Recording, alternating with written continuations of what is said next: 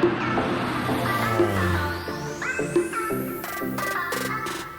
I'm Tyson and welcome to Aviation Adventures. Up here in northern Minnesota, we have quite an array of different crops, which is kind of surprising for a lot of people. And it would be for me too, I guess, if I had been up here for so long spraying, I wouldn't know exactly what was grown up here. But right now, I'm spraying sugar beets with a fungicide. And besides sugar beets, we have edible beans like pintos, and we have soybeans, corn, wheat, potatoes, and I feel like I'm forgetting something. If I remember it, I'll get back to it. And like I said, I'm spraying a fungicide right now, and the main things that we spray are going to be fungicide, insecticide, and herbicide. So I see a lot online, it seems like, where everyone just assumes that you're out spraying Roundup. I think it's just because that's what's in the news, that's what everyone knows, that seems to be what everyone hates. And so automatically, if you're spraying Roundup. I don't spray a lot of it. It's very volatile. It's not the greatest thing to spray with an airplane because it tends to drift.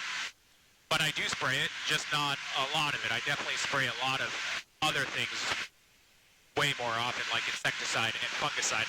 So an insecticide, obviously that's for insects. That's for killing insects. If we're in southern Minnesota, I've done spider mites in corn down there, and then the big one that we do is aphids in soybeans. But I guess up here, we were down south, but I guess up here they had caterpillars in the beans that they were trying to get rid of. So insecticide is going to be for insects, and then fungicide, that's for fungus. And I do a lot of that in Iowa on corn. Actually, I do it on corn and soybeans down there.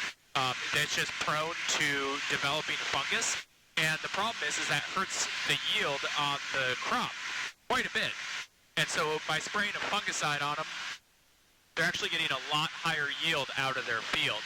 And then the last one is a herbicide, which is going to be like your Roundup. That's going to kill other plants. Weeds, really. I mean, that's what we're going for. Hopefully we're not going to kill the field next to us, but we're going for weeds. That's what your herbicide's going to do.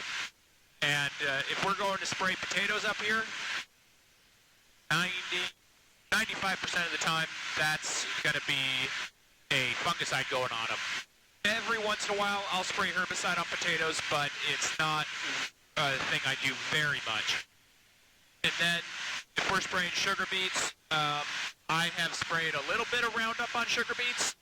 Those are a GMO crop, so they've been genetically modified and engineered so that they will not die when you spray Roundup on them. And the benefit there is just that you can kill weeds that are growing in the field, but not kill the plant or the crop itself. Right now, again, I'm just spraying a fungicide on them. I've done a little bit of Roundup on sugar beets, but not a lot. And if we're going out and spraying corn, up here I've done just a little bit of fungicide on corn. The wheat, early in the season, that's actually the first thing that we'll spray. If it's wet, I'll do wheat herbicide. And the reason I say if it's wet, because if it's dry, all of these guys will go out with their ground rigs and they'll do it themselves, and they'll spray their own herbicide on the wheat. And then a couple weeks later, 2 to 3 weeks later, I guess kind of depending on the season, I'll come back over and I'll usually, hopefully the guys use the airplane, but get it with a fungicide.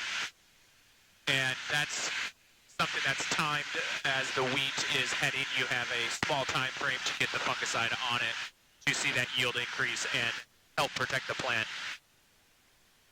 Soybeans, I don't really do a lot up here with soybeans because when they hit up here, Callie and I are usually in southern Minnesota spraying for aphids down there for soybean aphid with insecticide. Same with corn. I don't do a ton of corn up here, but if it is, it's going to be a fungicide on it. And edibles, I'll do fungicide on edible beans. That's kind of more in the middle of the summer. that something like that would happen. And I think that pretty much covers. As I'm turning, I'm trying to look and see all the different crops that are around. I think that pretty much covers it, though. Maybe I did get all of them the first time around. But yeah, that's kind of what I'm spraying up here in northern Minnesota. If you guys have any questions, as always, leave them below, and we are happy to try to answer them for you. If you like the videos, please make sure to give them a thumbs up as well as subscribe. Again, I'm Tyson with Aviation Adventures. Fly low and fly fast.